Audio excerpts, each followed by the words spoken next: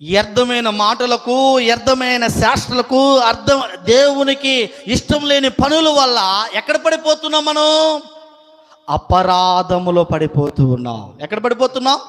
అపరాధములో పడిపోతూ ఉన్నాం. అవ్వ ఎక్కడ పడిందంట? ఆదాము మోసగింపబడలేదు, కానీ అవ్వ మోసగింపబడి అపరాధములో పడినట్లు అపోస్తలుడైన పౌలు గారు తిమోతికి రాసిన పత్రికలో తిమోతిని హెచ్చరిస్తూ మాట మాట్లాడుతూ ఉన్నాడు. మన జీవితంలో కూడా మనం పరిశీలించుకోవాలి. అపరాధములో పడిపోతున్నామా? అపరాధములకు దూరం ఉండి దేవుని కొరకు నీతిగా బ్రతుకుతున్నామా అని మనం ఏం చేయాలి? దినదినము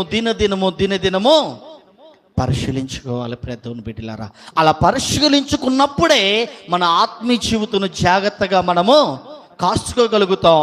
మన ఆత్మీయ జీవితాన్ని మనం రెట్టింపు చేసుకోగలుగుతాం. మన ఆత్మీయ జీవితాన్ని